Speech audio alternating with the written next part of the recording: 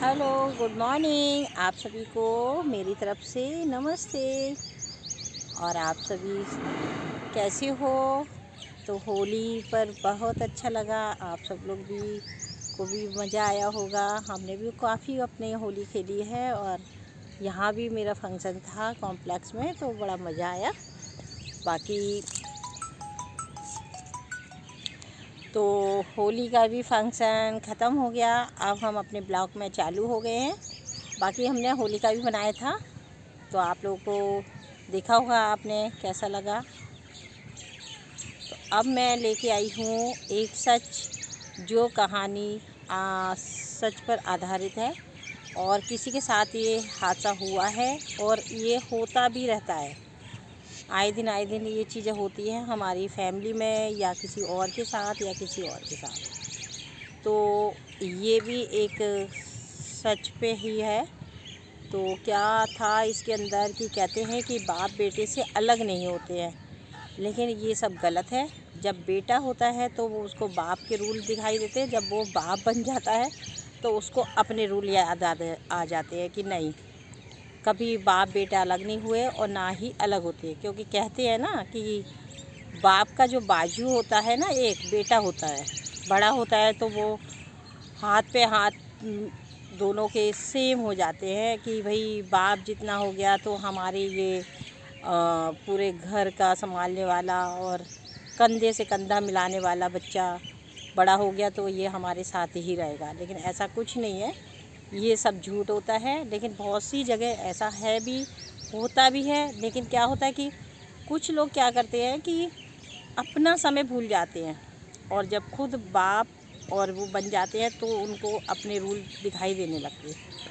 क्योंकि किसी टाइम में क्या होता था कि जॉइंट फैमिली होती थी, एक पिताजी कमाने वाले होते थे और उसमें बच्चे कितने सारे होते थे, मिनिमम कम से कम पहले तो 6-7 तो होते ही थे, उससे ज़्यादा भी होते थे, उससे कम भी होते थे। और अब तो एक ही बच्चे में इंसान इतना बड़ा समझ लेता कि पता नहीं क्या, इतनी बड़ी फैमिली। तो ऐसी ही एक फैमिली के साथ हुआ है कि उसका तो अभी एक ही बच्चा है और कहते हैं कि हम ये अलग कैसे हो सकता, बच्चे का बाप कैसे अलग हो सकता। चलो अलग मत हो, मिलजुल के रहो, तो हमें अलग होने की ज़रूरत ही नहीं है। लेकिन कुछ ऐसे रिश्तेदार हैं जो कि कहते हैं, अगर वो तो इंसान ठीक भी हो जाते कि चलो ठीक है, मैं भी, उसके मन में तो होता है कि मैं भी तो अलग हुआ अपने माँ बाप से, तो अगर ये भी हो रहा है तो कोई बात नहीं, घर में मेल जोल होगा, सुख शांति होगी। तो वो तो बल्कि तैयार हो गया, लेकिन बीच में इनका एक कोई अपना रिलेटिव में कहते हैं, हाँ, तो ऐसी ही उनकी फैमिली में एक रिलेटिव में खड़ा होता है और पता क्या कहता है कि ये बेटा कैसे अलग हो सकता, अगर ये तो धड़ से एक बाजू ख़त्म हो जाएगी अगर ये हट जाता है तो। लेकिन उस बेवकूफ़ समझाने वाले को ये नहीं पता, शायद तुम्हारे भी पिताजी के साथ ऐसा हुआ होगा, क्योंकि आज आप बाप बन चुके हो, आप रिलेटिव में जो भी लगते हो, लेकिन आपने कैसे कह दिया कि धड़ का एक बाजू ख़त्म हो जाएगा अलग होने पे, ये भी सब कुछ होता है। समझ नहीं आता कैसे कैसे बेवकूफ़ लोग हैं। अरे मेरा तो कहना ये है, अगर नहीं बनती है ना तो अलग में ही खुशी है। अलग में रिश्ते तो बने होते हैं कम से कम, इस तरीके से तो नहीं है कि उनका परिवार बिखर रहा है। अपना तो समय भूल जाते लोग और दूसरों को बिखरने के लिए तैयार होते। लेकिन समझाने वाला होता ना तो उनको ये भी समझा सकता था कि आप भी अलग हुए तो इनको भी अलग हो जाने दो, हो सकता है इसमें ही इनकी भलाई हो, आपके रिश्ते भी बने रहेंगे और थोड़ी सी दूरियां रहेंगी तो प्यार भी रहेगा। तो क्या होता है कि वो रिलेटिव तो ऐसे बोल देता है और उनका परिवार भी अलग अलग हो जाता। अगर वो चाहता तो ये उसको खड़ा नहीं होना था, ना उसको बोलना था, उसके बीच में बोलने के बाला उसका कोई राइट नहीं बनता। हालांकि आप किसी के बच्चे के लिए बोल रहे, शायद आपके साथ भी ऐसा हो सकता है, हमने भी किया है, आपने भी किया होगा। तो हम किसी के मामले में इस तरीके से बोलना हमारे लिए अच्छी बात नहीं है। और अगर ये ना बोलता तो शायद उनका घर भी नहीं टूटता।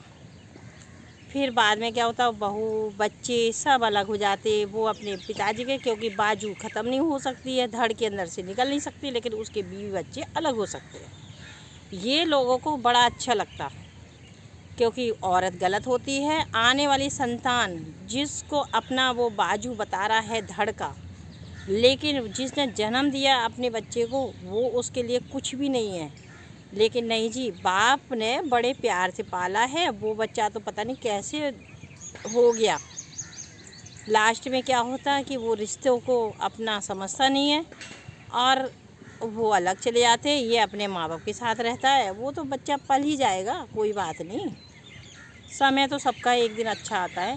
तो हर इंसान को समझना चाहिए कि ऐसा कुछ नहीं होता, कोई शरीर का धड़ ख़त्म नहीं होता है, और बल्कि रिश्तों में बहुत अच्छाइयाँ होती है। अगर थोड़ी सी करवाहट भी है तो अलग होने से मिठास भी होती है, और शायद वो फिर भी एक हो सकते थे, क्योंकि कभी परिवार बिखरता नहीं है। लेकिन ऐसे रिलेटिव लोग भी होते हैं जो रिश्तों को ख़त्म कर देते हैं, क्योंकि उनको कोई अहमियत ही नहीं है। उन्हें यही नहीं पता बच्चा क्या होता, बीवी क्या होता। शायद वो लोग भी अपने लिए ऐसा ही करते होंगे, शायद वो समाज में छुपे बैठे होंगे। लेकिन क्या होता है कि कुछ फैमिली में इतने जुट बना के रहते हैं कि उन्हें अपनी स्थिति का पता नहीं चलता, लेकिन दूसरों में मज़े लेने वाले बहुत होते हैं। तो आज उनके साथ ऐसा हुआ है, भगवान किसी के साथ ऐसा ना करे, क्योंकि एक दिन सज़ा सबको मिलती है। पता नहीं उनका घर बने ना बने, लेकिन अपने घर का ध्यान रखे, अपने सदस्यों का ध्यान रखे। आपने उनका घर तो तोड़ दिया है, लेकिन अपना घर बचाओ। और आप अगर सलाह देने वाले नहीं सही हो तो आपको तो मुंह बंद करके ही रहना चाहिए, क्योंकि आप अपने माँ बाप का भूल गए। उस टाइम गरीबी होती थी, फिर भी बच्चे मनमानी करते थे। उनकी वाइफ भी कहती थी नहीं ये मेरे पति की कमाई का है। तब आप कहाँ गए थे? आप किसी के भाई भी थे शायद उस टाइम भी।